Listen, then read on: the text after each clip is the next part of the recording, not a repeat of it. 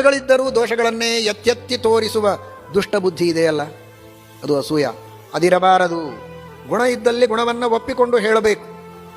ಅನೃತ, ಸುಳ್ಳು ಮಾತನಾಡಬಾರದು. ಎಂದಿಗೂ ಸಜ್ಜನರಿಗೆ ಅಹಿತವಾಗುವಂತಹ ಮಾತುಗಳನ್ನು ಎಂದಿಗೂ ಆಡಬಾರದು. ಸಜ್ಜನರಿಗೆ ಹಿತವಾಗುವಂತಹ ಸತ್ಯವನ್ನೇ ಮಾತನಾಡಬೇಕು.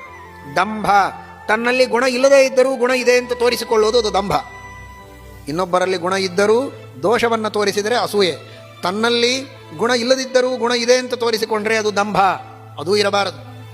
ಈರ್ಷ್ಯ, ಇನ್ನೊಬ್ಬರು ನನ್ನ ವಶದಲ್ಲಿಲ್ಲ, ಎಲ್ಲರೂ ನನ್ನ ಮಾತು ಕೇಳಬೇಕು, ನಾನು ಹೇಳಿದ ಹಾಗೇನೆ ಕೇಳಬೇಕು, ಎಲ್ಲರೂ ನನಗಿಂತ ಚಿಕ್ಕವರಾಗಿಯೇ ಇರಬೇಕು, ಯಾರೂ ನನಗಿಂತ ಮುಂದೆ ಹೋಗಬಾರದು, ನನಗಿಂತ ದೊಡ್ಡವರಾಗಬಾರದು, ಶ್ರೀಮಂತರಾಗಬಾರದು, ವಿದ್ವಾಂಸರಾಗಬಾರದು, ದೊಡ್ಡ ದೊಡ್ಡ ಕೆಲಸ ಮಾಡಬಾರದು, 4 ಜನರ ಮನ್ನಣೆ ಪಡೆಯಬಾರದು, ಏನಿದ್ರು ನನ್ನ ಅಧೀನವಾಗಿ ಅಂತನ್ನುವ ಏನು ದುರ್ಗುಣ ಇದೆ, ಇದೇ ಮಾತ್ಸರ್ಯ, ಇದೇ ಈರ್ಷ್ಯ, ಹಿಂಸ, ಇನ್ನೊಬ್ಬರಿಗೆ ದ್ರೋಹವನ್ನು ಬಗೆಯುವುದು ಮನಸ್ಸಿನಿಂದ, ಮಾತಿನಿಂದ, ಶರೀರದಿಂದ.